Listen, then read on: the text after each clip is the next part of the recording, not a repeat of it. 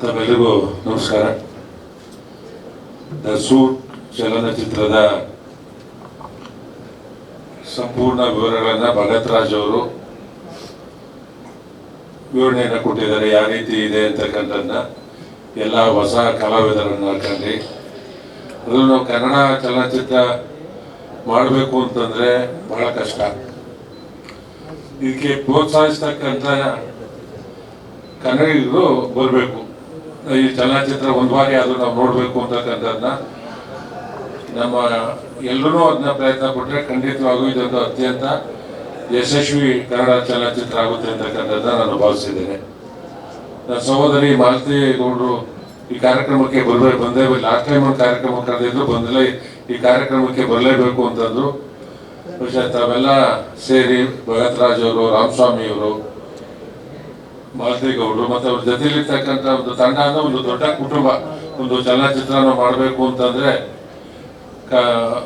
Heroine, ಸಹ ಕಲಾವಿದರು, ಡೈರೆಕ್ಟ್ರು, producer ಮತ್ತು ಲೈಟ್ ಬಾಯ್ಗಳು ಎಲ್ಲರೂ ಅದೊಂದು ದೊಡ್ಡ ಕುಟುಂಬ. ಸುಮಾರು 75 100 ದಿನ ಈ ಚಲನಚಿತ್ರವನ್ನು ಮಾಡ್ತಕ್ಕಂಥ ಸಂದರ್ಭದಲ್ಲಿ ಸಣ್ಣ ಪುಟ್ಟ ಸಮಸ್ಯೆಗಳಾಗಿರ್ತವೆ. ಅದು ಹಣಕಾಸಿನ ಸಮಸ್ಯೆಯಿಂದ ಹಿಡಿದು ಎಲ್ಲ ರೀತಿಯ ಸಮಸ್ಯೆಗಳಾಗಿರ್ತವೆ.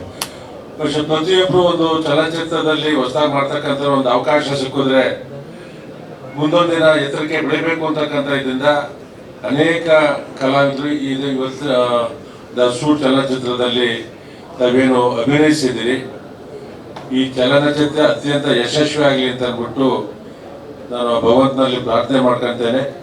ತಾವೇನು ಇವತ್ತು ಈ ಕಾರ್ಯಕ್ರಮ ನಡೆಸ್ತಾ ಇದ್ದೀರಾ, 17ನೇ ತಾರೀಕು ಏನಿದಾಗುತ್ತೆ, ಬಹುಶಃ ನನ್ನ ಭಾಗದಲ್ಲಿರ್ತಕ್ಕಂಥ ಥಿಯೇಟರ್ಗಳಲ್ಲೂ ನಾನು 1 ಶೋ 2 ಶೋನ ನಮ್ಮ ಕಾರ್ಯಕರ್ತನ ಕಳಿಸ್ಕೊಡ್ತಕ್ಕಂಥ ಕೆಲಸವನ್ನ ಮಾಡ್ತೀನಿ ಅಂತಕ್ಕಂಥ ಮಾತನ್ನು ಈ ಸಂದರ್ಭದಲ್ಲಿ ಹೇಳಿ, ನಮ್ಮ ಮಹಾಲಕ್ಷ್ಮಿ ಲೇಔಟ್ ಇರ್ಬೋದು, ನವರಂಗಿ ಇರ್ಬೋದು, ನಮ್ಮ ಕಮಲಾನಗರದಲ್ಲಿರ್ತಕ್ಕಂಥ ಇದಿರ್ಬೋದು, ನಮ್ಮವರೇ ಮಾಡಿರ್ತಕ್ಕಂಥದ್ದು ನೋಡಿ ಅಂತಕ್ಕಂಥದ್ದನ್ನ ನಾನು ಪ್ರೋತ್ಸಾಹವನ್ನು ಕೊಡ್ತೀನಿ ಅಂತ ಬೇರೆ ಬೇರೆ ಸಿನಿಮಾಗಳು ಬಂದಾಗ ಮಾಡಿದ್ದೇವೆ. ಇದು ಎಲ್ಲ ಹೊಸಬ್ರು ಮಾಡೋದ್ರಿಂದ ನಿಮ್ಗೆಲ್ರಿಗೂ ಪ್ರೋತ್ಸಾಹಿಸ್ತಕ್ಕಂಥ ಕೆಲಸವನ್ನು ನಾನು ಮಾಡ್ತೀನಿ.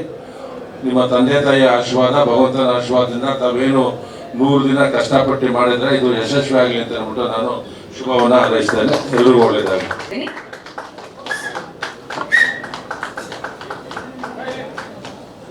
ಚಿತ್ರತಂಡದವರು ದಯವಿಟ್ಟು ವೇದಿಕೆಗೆ ಬನ್ನಿ. ಚಿತ್ರತಂಡದ ಎಲ್ಲ ಕಲಾವಿದರು ದಯವಿಟ್ಟು, ಟೆಕ್ನಿಷಿಯನ್ಸ್, ಕಲಾವಿದರು ಎಲ್ಲರೂ ಕೂಡ